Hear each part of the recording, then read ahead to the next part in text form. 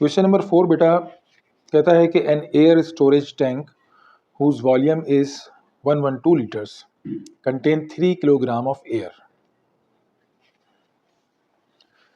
Question number 4, 15.4. एक air storage tank है, जैसा कि वो होता है ना पंचर वालों के पास एक टैंक होता है जिसमें हवा भरी हुई होती है। तो उसका जो वॉल्यूम है वो आपको दे रहा है 112 लीटर। इसको मैं पहले तो कन्वर्ट कर रहा हूँ क्यूबिक मीटर में। तो कैसे करते हैं कि हम जानते हैं 1 क्यूबिक मीटर बराबर होता है 1000 लीटर्स के। तो लिहाजा लीटर जो है वो छोटी यूनिट है, क्यूबिक मीटर बड़ी यूनिट है। तो छोटी यूनिट से बड़ी यूनिट में आने के लिए आप क्या करेंगे, इसको 112 को 1000 से डिवाइड करेंगे।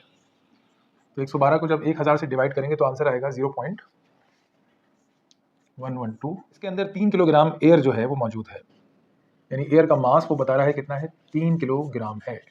बेटा इसकी मास को मैं m1 का नाम दे रहा हूँ। फिर आगे चल के कहता है at a pressure of 18 atmosphere, जबकि इस वक्त का जो प्रेशर है इस वक्त गैस का यानी एयर का वो 18 एटमॉस्फेयर है। इस एटमॉस्फेयर को मैं पास्कल में या न्यूटन पर मीटर स्क्वायर में नहीं ला रहा फिलहाल के लिए, आगे देखते जाइए। कहता है how much air would have to be force into the tank to increase the pressure to 21 atmosphere, यानी इस टैंक में हमने इजाफी कितनी हवा भरनी है कि इसका प्रेशर 18 एटमॉस्फेयर से बढ़कर 21 एटमॉस्फेयर हो जाए। कितनी गैस भरनी है, यानी कि आपको जो चीज बतानी है ना वो है इंक्रीज इन मास। ठीक है, वो इजाफी मास जो हमने इस टैंक के अंदर भरना है। और वो आगे साथ साथ कहता है कि कैलकुलेट द, क्या कह रहा है question number, assuming no change in temperature. और वो कहता है कि आप ये सपोज कर लीजिए कि इस पूरे प्रोसेस के दौरान टेम्परेचर कांस्टेंट रहा है। तो टेम्परेचर कांस्टेंट का लफ्ज जैसे ही आता है,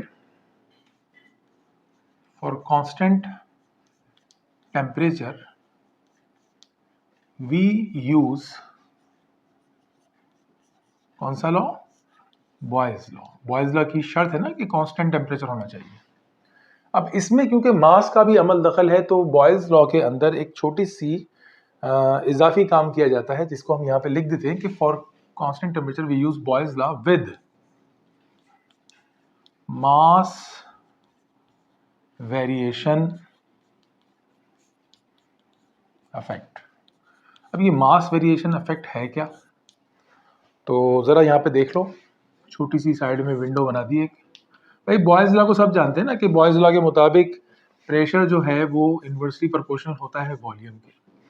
अब जरा सोचो कि कांस्टेंट टेम्परेचर पे अगर आप किसी गैस के वॉल्यूम को कम करेंगे तो प्रेशर बढ़ जाएगा और वॉल्यूम ज्यादा करेंगे तो प्रेशर कम हो जाएगा। साथ साथ एक और चीज भी है इसके अंदर कि किसी भी गैस का pressure is directly proportional to the mass. जैसा कि आप अभी देख रहे हैं क्वेश्चन के सवाल मतलब स्टार्टिंग डेटा में कि जब हम उस टैंक के अंदर मास बढ़ाएंगे, गैस को इजाफी भरेंगे, तो उसका इंटरनल प्रेशर इंक्रीज हो जाएगा।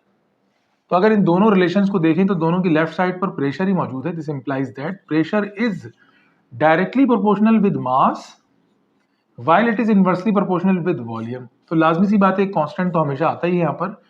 तो v बेटा अगर यहाँ डिवाइड कर रहा है जाके मल्टीप्लाई करेगा, pvm मल्टीप्लाई कर रहा है कांस्टेंट के साथ जो यहाँ पर कांस्टेंट आने वाला है, डायरेक्ट स्टेप में आ रहा हूँ। तो यहाँ पर एक कांस्टेंट बनेगा, बॉयज लॉ कांस्टेंट, k का नाम दे दीजिए इसको। सब जानते हैं कि जनरल जब इसकी बाय स्टेट प्रोसेस होती है, यानी कि अगर हम इसको प्रोसेस को 2 बार रिपीट करें, तो फॉर एग्जांपल एक शख्स ने पहली मरतबा एक्सपेरिमेंट किया तो उसका आंसर आया P1 V1 upon M1 for is equal to K।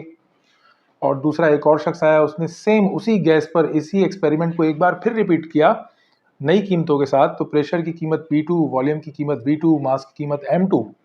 तो अगर गैस की नेचर चेंज नहीं हुई है तो उस सूरत में कांस्टेंट अगेन वही आएगा। तो उस सूरत में हम ये लिखते हैं कि for a by stage process P1 V1 upon M1 बेटा इक्वल टू किसके होगा, P2 V2 अपॉन M2। ठीक है, तो मालूम करना है डेल्टा M। तो इसका मतलब सबसे पहले तो इस वक्त इसमें M2 को तलाश करेंगे, लेकिन उससे भी पहले एक बात और समझ लीजिए कि टैंक का वॉल्यूम फिक्स है, कांस्टेंट है 112 लीटर, यानी कि जो भी आंसर आया था 0.11 क्यूबिक मीटर। तो बेटा हम यहाँ लिख सकते हैं कि as volume is kept constant, क्योंकि वॉल्यूम को कांस्टेंट रखा गया है तो इसका मतलब ये हुआ कि V1 और V2 आपस में बराबर हुए, तो इसको एक नया नाम दे दो V। तो ऐसे हालात में बेटा यहाँ पर ये इक्वेशन बन जाएगी P1V upon M1 is equal to P2V upon M2। Definitely V से V दोनों तरफ हुआ कैंसिल। आपको अगर M2 मालूम करना है तो बेटा M2 को आप यहाँ लेके जाइए, P2 जहां मौजूद है इसके डिवाइड में कौन आ गया, ये वाला P1 आ गया, और ये जो M1 है इधर जाकर मल्टीप्लाई करेगा। तो अब समझ में आई आपको कि P2 अपॉन P1 दोनों रेशो ऊपर नीचे हैं ये, इसलिए इसको हमने एटमॉस्फेयर में ही रहने दिया कि ऊपर नीचे एटमॉस्फेयर से एटमॉस्फेयर कैंसिल हो जाएगा। तो बेटा M2 बराबर हो गया, P2 की कीमत आपको गिवन है 21, P1 की कीमत आपको गिवन है 18 और M1 की कीमत आपको दी हुई थी कितनी, 3 किलोग्राम। इनको सॉल्व करते हैं। 21 डिवाइडेड बाई 18 और मल्टीप्लाई बाय 3, बेटा M2 का आंसर आया 3.5 किलोग्राम।